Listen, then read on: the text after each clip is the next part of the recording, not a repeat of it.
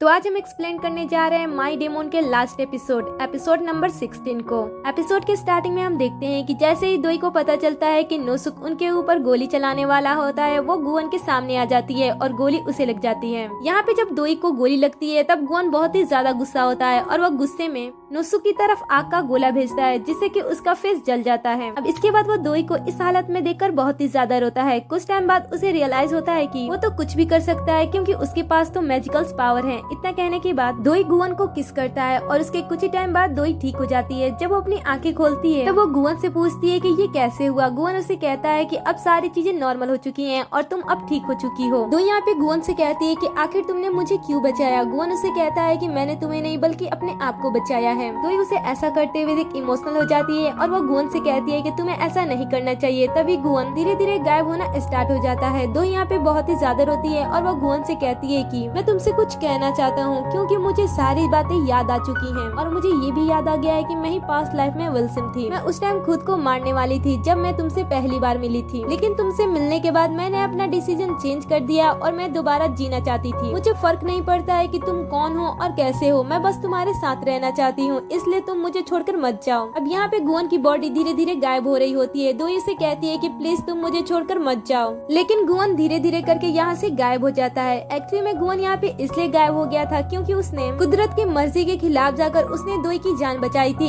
इसलिए वो यहाँ से गायब हो गया। जब गुवन यहाँ से पूरी तरीके से गायब हो जाता है तब दोई गुवन के लिए बहुत ही ज्यादा रोती है और वो कहती है कि प्लीज तुम मेरे पास वापस आ जाओ, लेकिन गुवन उसके पास दोबारा वापस नहीं आता है। अब इसके बाद हम उस लेडी को देखते हैं जो कि ऊपर से ये सारी चीजें देख रही होती है और वो कहती है कि तो यही तुम्हारी चॉइस थी जिसे तुम्हें पूरा करना था। और इतना कहते वो इमोशनल हो जाती है। यहाँ पे इसकी भी आंखों से आंसू आने लगते हैं क्योंकि कहीं ना कहीं ये भी उन दोनों के लिए इमोशनल होती है और गुवन और दोई को इस तरीके से जुदा होते हुए देख इसे भी अच्छा नहीं लगता है। अब इसके बाद हम गुवन के सभी घड़ियों को देखते हैं। यहाँ पे एक एक करके सारी घड़ियां रुक जाती हैं। इसके बाद हमें डेमोन की बुक को दिखाया जाता है जिसके एक पैराग्राफ में लिखा होता है कि डेमोन ना तो किसी जिंदा इंसान की जान ले सकते हैं और ना ही किसी मरे हुए इंसान की जान वापस ला सकते हैं। अगर फिर भी कोई डेमोन इस नियम को तोड़ता है तो वो डेमोन नष्ट हो जाएगा। गुवन के बारे में जब सारे लोगों को पता चलता है तब वो गुवन के लिए काफी ज्यादा रोते हैं। यहाँ पे पार्क और गायन तो बहुत ही ज्यादा रो रहे होते हैं। मिस किम भी ये बात जानकर इमोशनल हो जाती हैं और इसके बाद हम दोई को देखते हैं। दोई की हालत इस समय खराब होती है और वो इस समय पुलिस स्टेशन में होती है। तभी वहाँ पे जोशियुक आता है। सीन कट होता है और इसके बाद हम ऑफिसर को बात करते हुए सुनते हैं। वो आपस में बात कर रहे होते हैं कि मुझे लगता है कि दोई के साथ ये सारी चीजें तब तक खत्म नहीं होने वाली है जब तक नोसुक खत्म नहीं हो जाता। फिर इसमें से दूसरा ऑफिसर पहले ऑफिसर से पूछता है कि क्या नोसुक मिल चुका है, तो पहला ऑफिसर उससे कहता है कि नहीं, उसकी तलाश जारी है लेकिन वो अभी तक हमें नहीं मिला है। लेकिन हम इस बात को कंफर्म करते हैं कि नोसुक 100% उस हादसे वाली जगह पे मौजूद था। हम इस समय दोई से नोसुक के बारे में बात भी नहीं कर सकते हैं क्योंकि इस समय दोई सदमे में है, इसलिए हम इस टाइम कुछ भी नहीं कर सकते हैं। नोसुक हमेशा से बकवास करते आ रहा है। उसे देखकर ऐसा लगता है कि मानो उसे नर्क से धक्का मार के बाहर फेंक दिया गया हो। इधर हम नोसुक को देखते हैं जो कि ये भी ठीक नहीं होता है। इसका पूरा का पूरा चेहरा खराब हो चुका होता है, लेकिन वो खुश होता है और वो कहता है कि आखिरकार मैं जीत गया, मैंने अपने इन्हीं दोनों हाथों से उन दोनों को बर्बाद कर दिया। नेक्स्ट सीन में हम दोई को देखते हैं जो कि पानी के अंदर होती है और वो गुवन के बारे में सोच रही होती है कि किस तरीके से वो गुवन से जुदा हो गई। तभी उसे डोरबेल की आवाज आती है और वो बात तब से बाहर आ जाती है।